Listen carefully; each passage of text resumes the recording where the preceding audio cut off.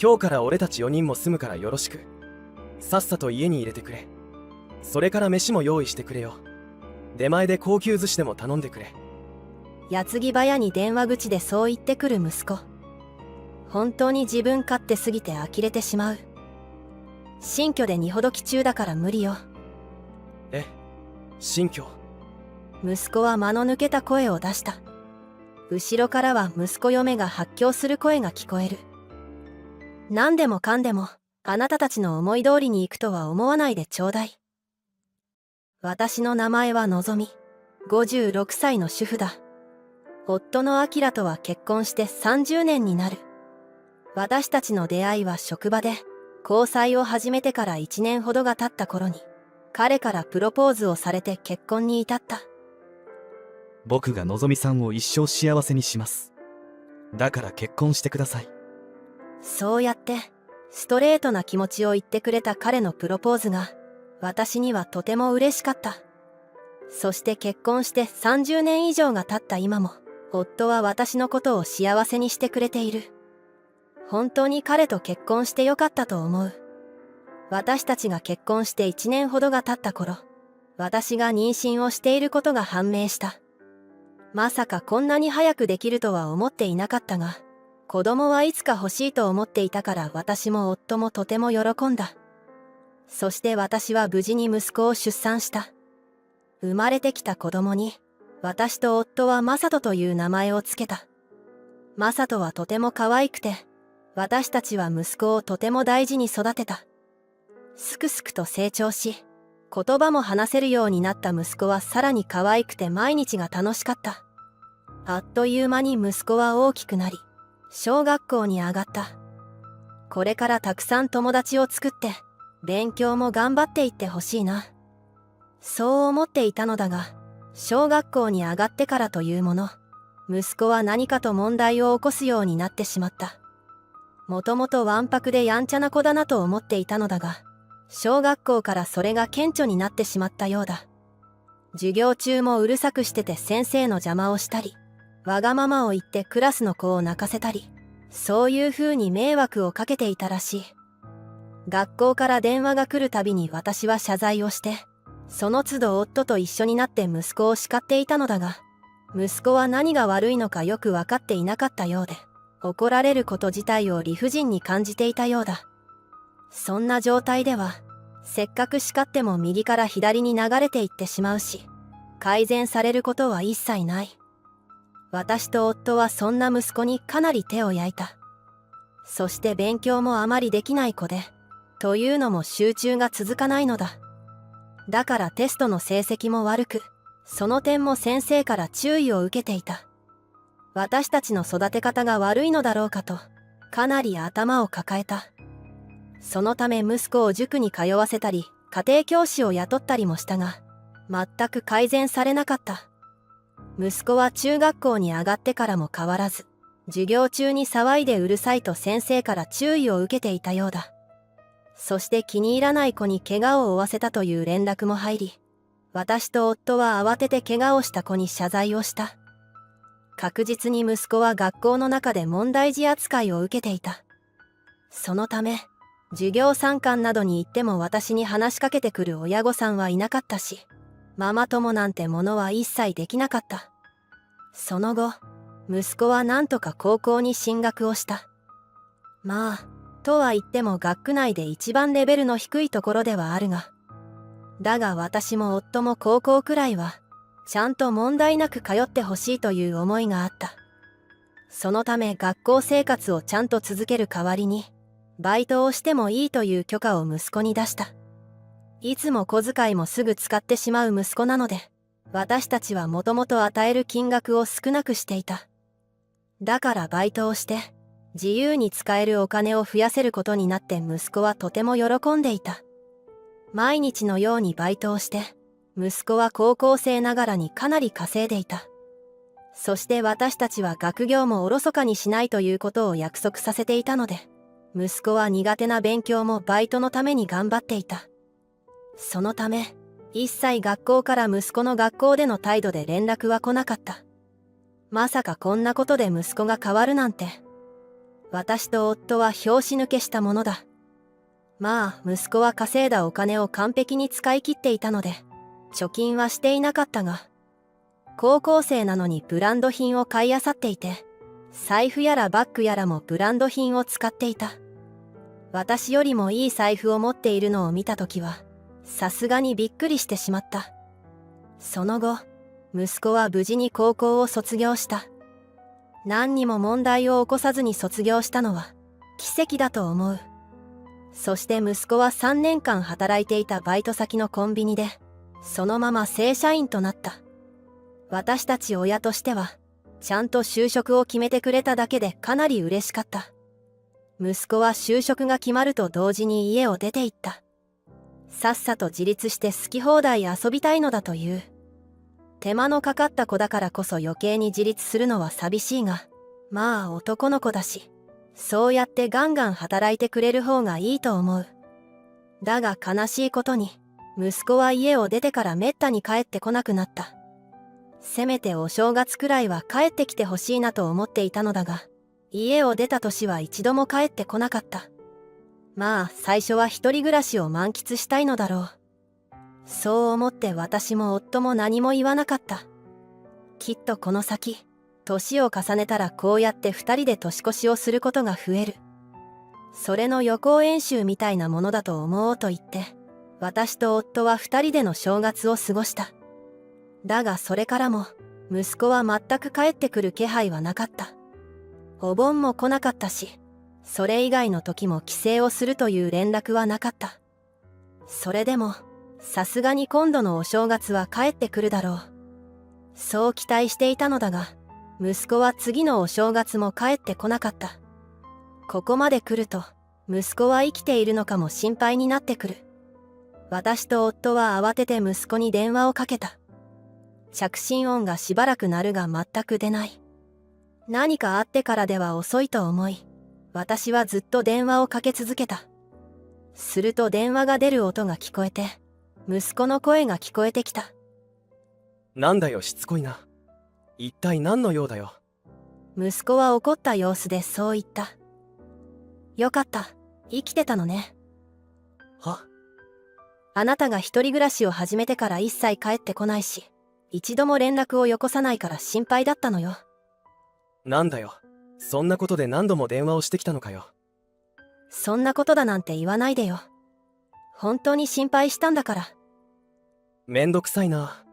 今、仲間たちと飲んでるんだから邪魔しないでくれよ。それはごめんなさい。だけど、年に一度くらいは実家に顔を見せてよね。私もお父さんもあなたのこと心配してるんだから。わかったわかった。もう切るからな。そう言って息子は電話を切ってしまった。本当に親の心配というものをよく分かっていないというか、自分勝手というか。まあ、それでも元気にやっているというのが分かってよかった。それだけで少し安心した。だがそれからも息子は全然実家に帰ってこなかった。私も夫も半ば諦めていた。そんな中、息子が自立してから5年ほどが経った頃、いきなり息子が家にやってきた。母さん、父さん、久しぶり。マサト。あんた、いきなり帰ってきてどうしたの？私も夫も連絡なしに息子が帰ってきたものだから驚いた。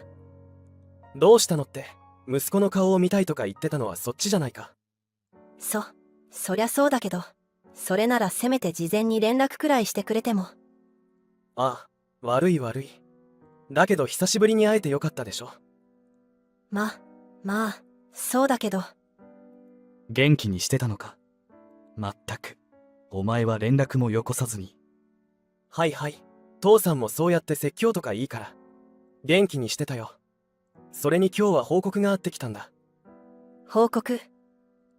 実は俺結婚することになったんだよね。結婚？息子のいきなりの報告に私も夫も驚いてしまった。それはまたいきなり。まあ、落ち着いてよ。それで婚約者を来週に連れてくるからさ。会ってくれよ。ええ。それはいいけど。でも随分と早く結婚するのね。あなたまだ23歳じゃない。まあでもそれくらいの年齢で結婚する人だっているでしょ。まあ、そうだけど。息子はいきなり帰ってきたかと思ったらびっくりする報告をしてきて、私も夫も心臓が止まるかと思った。そしてそれから1週間後、息子は婚約者の女性を連れて家にやってきた。どうもこんにちは。ゆかです。息子が連れてきた女性は、かなり派手で今時の女性という感じだった。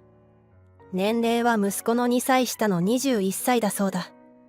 息子とはコンビニでの仕事で出会い、交際に発展してそのまま結婚に至ったらしい。そんなに早く結婚を決めていいの？さすがに21歳で結婚を決めるのはいくらなんでも早い気がした。するとゆかさんは驚きの発言をしだした。まあ、子供ができたから結婚するしかないですよね。え、子供。私と夫はまたしても突然の報告に驚かされた。あれ？言ってなかったっけ？聞いてないわよ。息子はどうやら言い忘れていたらしい。そんな大事なことをうっかり忘れる息子に、私たちは呆れてしまった。妊娠がきっかけで結婚するってことだったのね。そうそう。だからさ、結婚式もお腹が大きくなる前にしようと思って。どんどん話が進んでいて、私も夫もついていくのに精一杯だった。そんな中、息子はこんなことを相談してきた。それでさ、仮予約してる式場の入金がもうすぐなんだけど、今ちょっとお金がなくて、父さんたちに立て替えてほしいんだよね。私たちは耳を疑った。いきなりいっぺんにいろいろと報告をしておいて、今度はお金を出してほしいと言うなんて。そんなこと急に言われても困るわよ。それはこっちだって困るよ。結婚式にはもう友人たちとか招待してるんだから。それはちょっと順序がおかしいでしょ。私がそう言うと、息子と婚約者はあからさまに嫌な顔をした。母さんたちがそんな薄情者だと思わなかったよ。俺たちが結婚式を挙げられずに悲しい思いをしてもいいって言うんだな。そんなことないけど。だったら、親として式の費用を出してくれてもいいんじゃないでしょうか。婚約者まで調子に乗ってそんなことを言って、私たちを責めてきた。理不尽だと思ったが、それでもせっかくの息子の結婚を台無しにするのもなんだか決まりが悪い。そのため私たちは仕方なく結婚費用を立て替えることにした。急な出費で200万も出すことになってしまい、精神的に少し疲れた。それでも息子と婚約者は喜んでいたのでよしとしよう。それから両家の顔合わせも終わり、息子は無事に結婚式を挙げた。いい式だったので、私も夫もとりあえずは満足をした。そして息子嫁は無事に赤ちゃんを出産した。だがここでまたしても問題が。というのも、なかなか息子夫婦は私たちに孫を会わせてくれないのだ。出産直後に私たちは病院に行こうとしたのだが、嫁が疲れている状態で姑に会わせるのはストレスになるから、落ち着くまで来ないでくれと息子から言われてしまった。そのため仕方なく数ヶ月ほど待っていたのだが、こちらがたまに連絡をしてもまだちょっとと言われてしまう。それなのにしっかりと出産祝いは要求してくる。息子夫婦の対応に私も夫も嫌な気分になった。相変わらず実家に顔を見せに来ることなんてないし、今は息子夫婦がどこに住んでいるのかさえもわからない。気がつけばあっという間に1年が経っていて、その時にようやく孫と対面できた。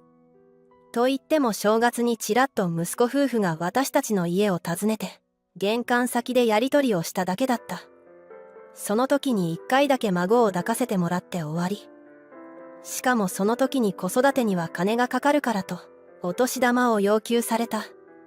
たかが1分しか孫と触れ合えていないのに、3万もせびられてしまった。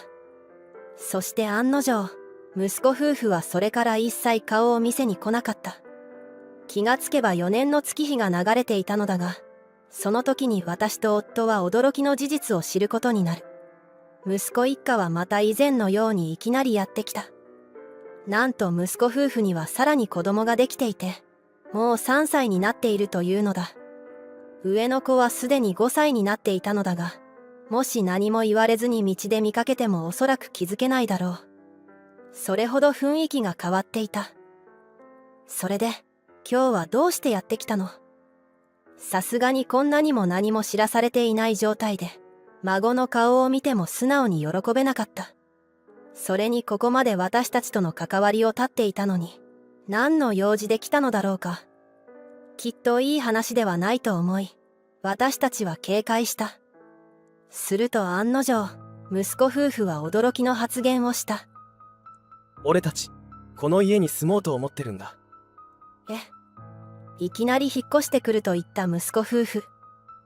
ちょっと、何言ってるの？同居ってこと？ああ、母さんたちも嬉しいだろう。孫に毎日会えるし、息子の俺とだって毎日会える。どうしていきなり同居なんてことを言うの？私が息子の言葉に返事をせずにそう聞くと、息子は少しムッとした顔をした。家賃がかからずに住めるし、子供の世話とかも母さんたちに頼めるからだよ。やっぱりそれが本性か。お母さんはずっと孫と触れ合ってこなかったから、これからたくさん触れ合えていいじゃないですか。息子嫁も懲りずにそんなことを言う。孫を出しにして同居を認めさせようだなんて虫が良すぎる。別にもういいわよ。4年間も音沙汰がなくて孫と会えなかったんだもの。これから何十年と会えなくても変わらないんじゃないかしら。私がそう言うと夫も同調した。そうだな。私たちは散々存在に扱われてきたからな。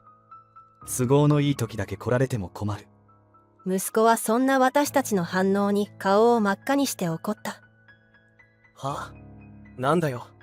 せっかくこっちが同居してやるって言ってんのに、母さんたちの老後の面倒だって見てやるつもりだったんだぞ。とにかく俺たちはここに引っ越してくるからな。そう言って怒りながら帰っていった息子夫婦。本当にどうしようもない子だ。こんな風に育ってしまったなんて悲しいし、責任を感じてしまう。でももう息子もいい大人だ。これ以上私たちが面倒を見る必要はない。私と夫は絶対に息子一家とは一緒に住まないと決意した。だが息子夫婦は本当に諦めていなかったようで、数日後に大きな段ボールがたくさん送られてきた。私と夫はびっくりしてしまった。送り主は息子だった。これはつまり、ここに無理やり引っ越してくるということだろう。まさかここまで面倒なことをしてくるとは。私と夫はすぐに対応することにした。荷物は送られてきたが、まだ息子たちは来ていない。おそらく別日にやってくるのだろう。私はまず家の鍵を変えた。そしてすぐに引っ越し業者に連絡。実は私と夫には、不動産投資用として所有しているマンションの部屋がある。だからすぐに引っ越しをすることは可能だ。運よく明日の午前中に空きがあるとのことで、私たちはすぐに引っ越しの依頼をした。私と夫はある程度自分たちで運べるものはマンションの部屋に運び、大きな家具や家電だけを業者に運んでもらうことに。そしてそのまま不動産屋に行き、家を売る手続きをした。息子夫婦の好きなようにはさせない。その思いでとにかく行動した。翌日の朝、引っ越し業者がやってきて、冷蔵庫などを運んでくれて無事に引っ越しが完了した。まだ息子一家は来ていなかったので、どうやら間に合ったようだ。ふう、と新居で夫と一息つく。やればできるものね。こんなに短い期間で引っ越しを終えるなんて、そうそうないだろうな。そうやって、お互いの頑張りをたたえ合いながら笑った。そしてその日は疲れたので、必要最低限の荷ほどきだけをしてゆっくりした。翌日、昼過ぎに息子から電話がかかってきた。もしもし、どうしたの？いやいや、どうしたのじゃないよ。一昨日に段ボールで荷物がたくさん届いただろ。俺たちは旅行に行ってきて、ちょうど今戻ってきたところなんだ。そんでこのままそっちに行くから。今日から俺たち4人も住むからよろしく。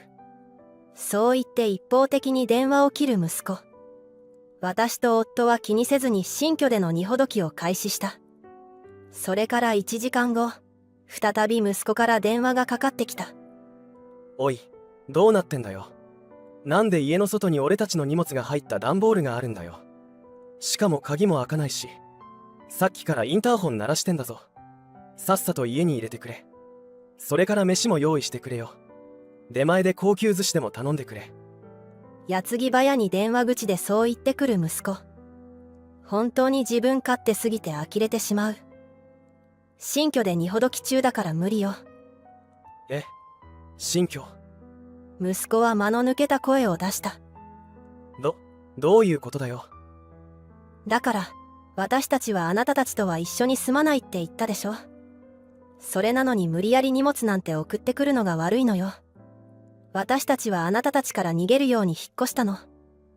引っ越したって、そんなすぐに部屋が決まるのかよ。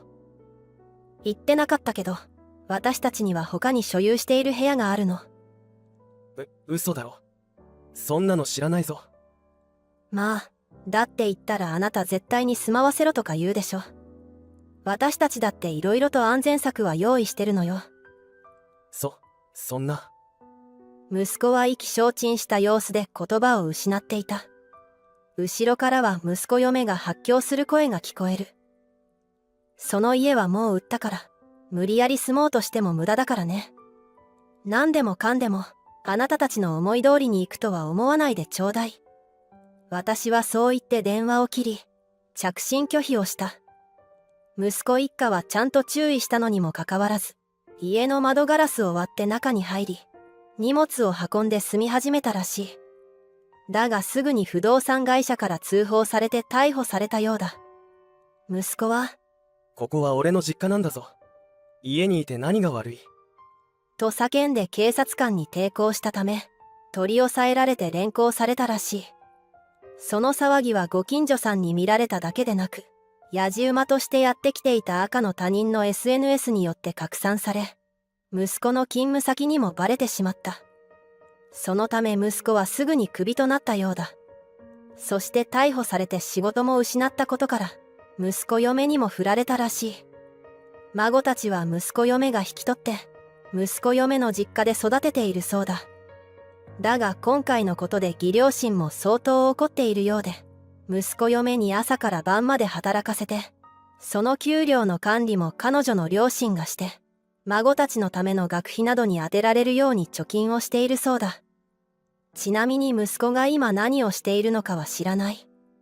だがもう私たちは十分に息子のために色々としたと思うので、息子が今何をしていようと気にならない。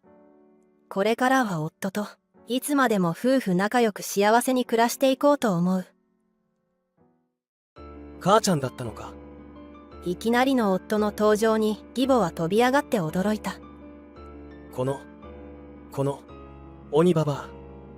普段乱暴な言葉を使わない夫の精一杯の悪口だ。今までどんな思いでのぞみちゃんが耐えてたと思ってんだ。違う。私はただのぞみちゃんの。言い訳するな。私はのぞみ、35歳の専業主婦だ。つい先日、双子の兄弟を出産したばかりだ。本当は里帰り出産を希望していたが、母親が怪我をして入院してしまったこともあり、夫の正人と暮らす家で育児をしている。夫とは協力しながら、二人で頑張っていこうと話していたが、まさかあんなことになるとは想像もしていなかった。双子を出産し、アパートに帰ってきて2日目の朝、突然インターホンが連打された。こんなことをするのは一人しかいない。モニターを確認すると、やはりそこには義母の姿がある。今は相手にしたくないな。しかし、孫に会いたいであろう気持ちをおもんばかってドアを開けた。すると、義母が勢いよくドアを開け、ずかずか大きな音を立てて部屋の中に入ってきた。あまりにも大きな足音で双子は目を覚ます。ああ、また寝かしつけか。双子を両手に抱えてあやしていると、義母はそれをじっと見つめた。あなたダメよ。そんなんじゃ。それじゃ子供は寝ないわよ。声が大きい。お母さん、声のトーンを落としてください。は、なんだって。絶対聞こえてるだろ。子供たちを寝かしつけたいので、静かにしてください。そんなんじゃダメだよ。やわな子に育っちまうよ。子供はね、雑音の中で育てるもんだよ。寝てたって、隣の部屋で掃除機をかけるもんさ。そうですか。でも、まだこの子たちは新生児なので、それはおいおい実践させていただきますから。それにしても汚い部屋だね。義母はサッシをなぞり埃を確認している。あんた、子供を産んだからって家事をサボってるね。今はそこまで手が回らないんです。子供を言い訳に使うんじゃない。言い訳ではなく事実です。お母さん、お願いですから、静かにしてください。ふん。義母はまたもどかどかと足音を立て、乱暴に冷蔵庫を開け、勝手にお茶を取り出し飲んでいる。ああ、お母さん。何よ。あんたの方がうるさいじゃない。コップで飲んでください。そのまま口をつけるのはやめてください。は、私はあんたのためを思ってコップを使わなかったのよ。洗い物が増えたら、あんたが大変だと思ったから。嘘だ。義母はいつでも2リットルのペットボトルに口をつける。私が細かいのか。私は前々からこれがとても嫌だった。それにしても泣き止まないね。それはあんたがいるからだ。お腹空いてるんじゃないかい。さっさと母乳を加えさせるんだよ。うちは甘味なので。なんだいそれは。100% 粉ミルクです。はあ、だからよ。だから、その子たちいつまで経っても泣いてるのよ。かわいそうね。母乳が出ない母親なんて、この子たちが不憫だわ。一番気にしていることを言われた。双子の出産は帝王切開だ。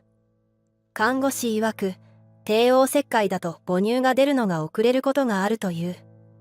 そしてそれに漏れなく私は該当してしまった。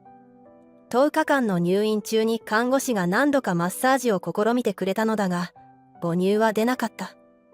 私は思わずカチンと来てしまい、義母を追い出した。両手が塞がっていた私は、義母を足蹴にした。さすがにそれはやりすぎだったかもしれない。他にやりようがあったのかもしれない。そんなことを思いながら大きなため息が漏れる。その後、子供たちはすんなり寝てくれたが、またあの義母の突撃があると思うと気持ちが落ち着かない。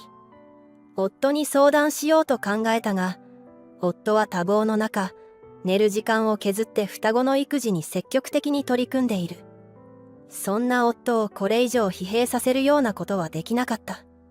その後も義母は毎日のように押しかけた。そしてああでもないこうでもないと文句をたらたら言うだけで、双子の育児の手助けをしてくれようとはしない。そんな生活が1週間続いたある日、夫が血相を変えて私を抱きしめた。何？どうしたの？のぞみちゃん、ごめん。俺、もっと育児やるよ。いやいや、今でも十分してくれてるよ。昼間は私に任せてね。ダメだよ。俺、育休取る。あはは。そんな必要ないよ。だって、のぞみちゃん、ストレスだよね。え、のぞみちゃん、気がついてないの？何が？のぞみちゃん、髪の毛が。は、何？何？言って。髪の毛が抜けてるよ。は。私は急いで洗面所で確認した。なんと後頭部の一部分がごっそり抜け落ちている。時が止まる私を夫は心配そうに見つめている。もう、やだ。私は涙が溢れ出し、止まらなくなってしまった。夫はおろおろとしながら、私の手を握っている。気づけなくてごめんね。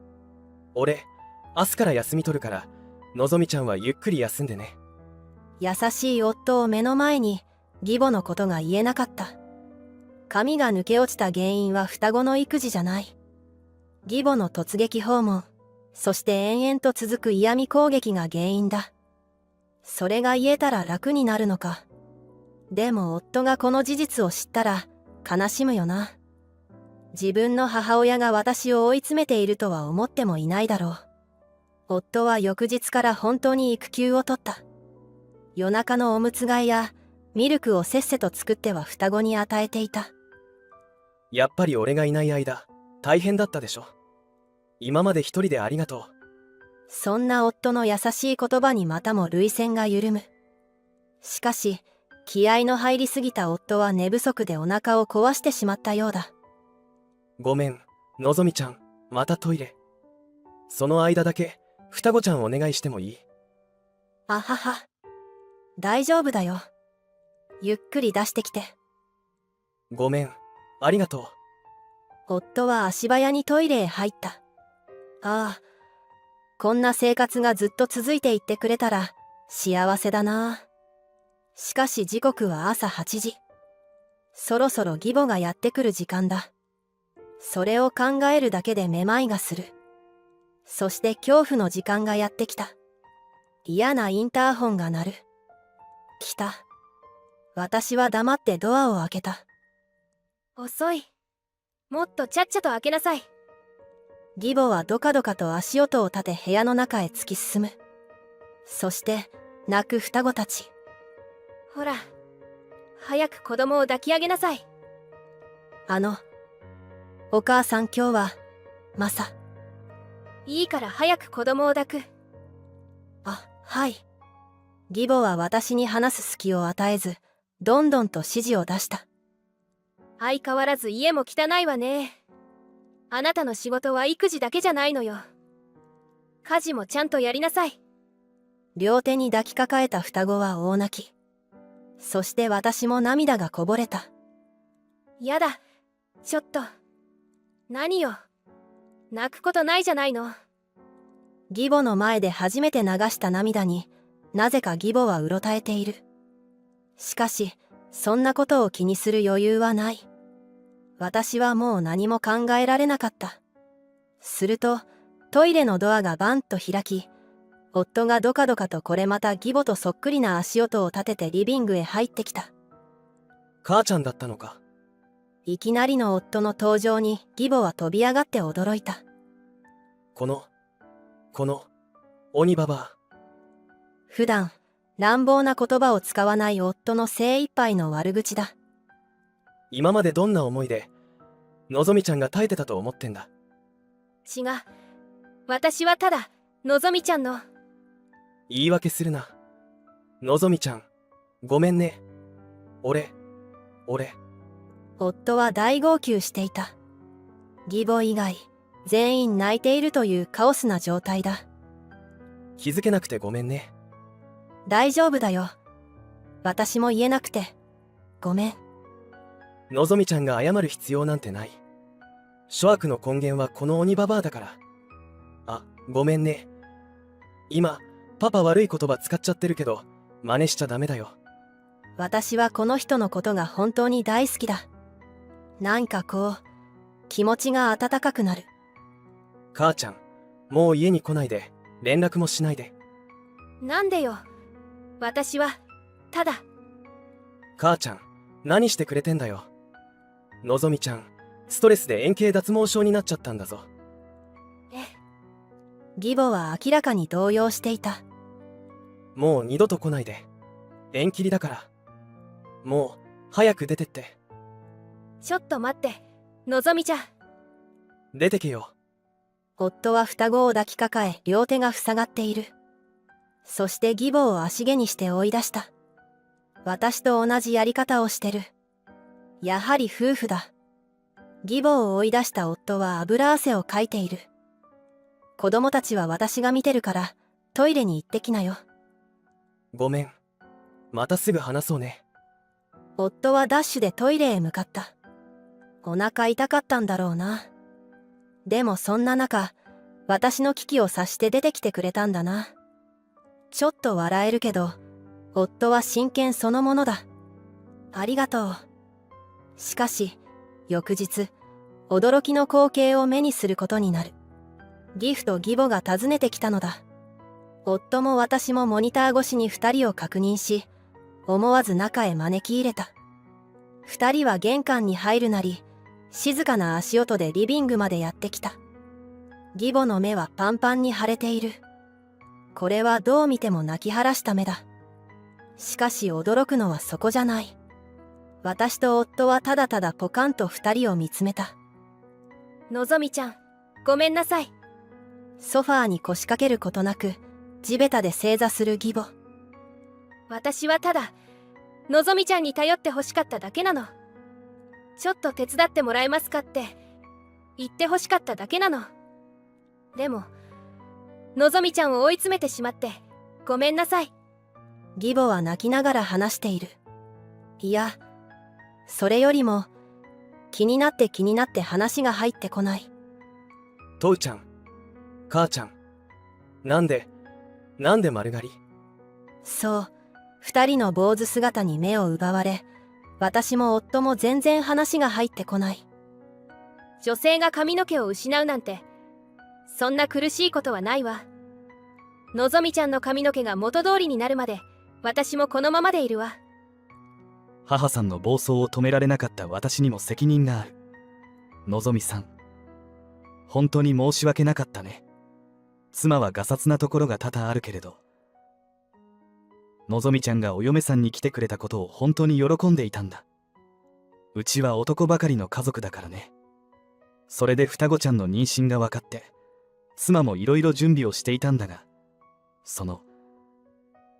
自分から手伝うってことが言えなくてこんな形でこじらせてしまって、本当に申し訳ない。頼られているあなたのお母様が羨ましかったの。私も頼ってほしくて。でもそれを素直に口にすることができなくて。あれは嫁いびりよね。ごめんなさい。今日は一言謝りたかっただけなの。絶縁されても仕方がないと思ってるわ。もう連絡もしないし、こちらに来ることもしないわ。これからもマサトのことよろしくお願いしますね。のぞみちゃん、これよかったら読んでみてね。義母はスクラップブックをテーブルにそっと置くと、二人はそのまま家を出て行った。私は義母の置いていったそれを開く。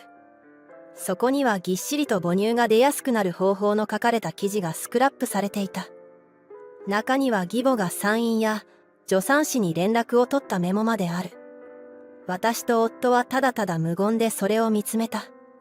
それからというもの、本当に義母から連絡が来ることも、突撃訪問されることもなかった。3ヶ月後、私の円形脱毛症は完治した。その間、夫から義実家の話をすることはない。だけど、私は義母のことが気になっていた。夫もきっと気になっていたと思う。それでも私のことを思って口にしなかったのだろう。子供たちも3ヶ月経って、それなりに育児のペースつかめてきたよね。そうだね。大変だけど、やっぱり笑った顔に癒されるよね。うん。ねえ、お母さんたちに会いに行かない？でも。確かにお母さんにはやり込められちゃったけど、なんか、憎みきれなくてさ。そっか。今週末、会いに行ってみようよ。もちろん、お母さんたちの都合次第だけど。わかった。じゃあ、俺たちも突撃訪問しようよ。それはさすがに失礼だよ。いや、そうしよ夫の考えていることはわかる。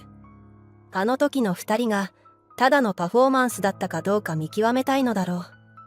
そして私たちは週末、連絡を入れぬまま義実家へ向かった。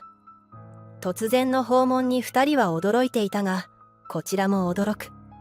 二人は綺麗な丸刈りのままだった。のぞみちゃん、体調はどうなのかしら。無事、完治しましたよ。あらそう。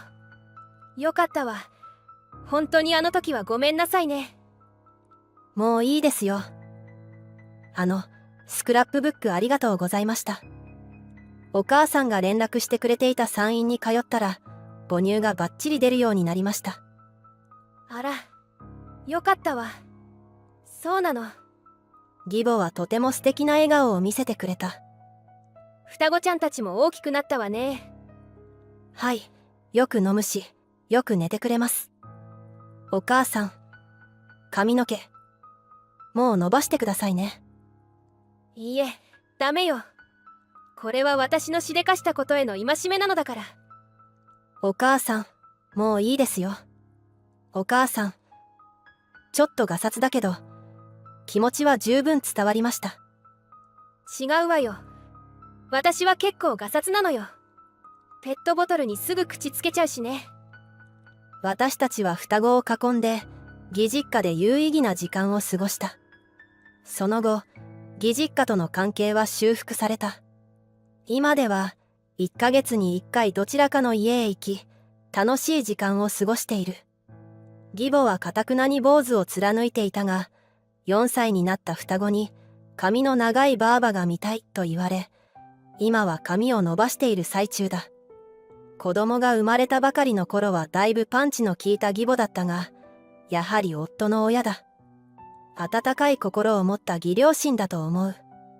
これからもずっといい関係を築いていけそうだ。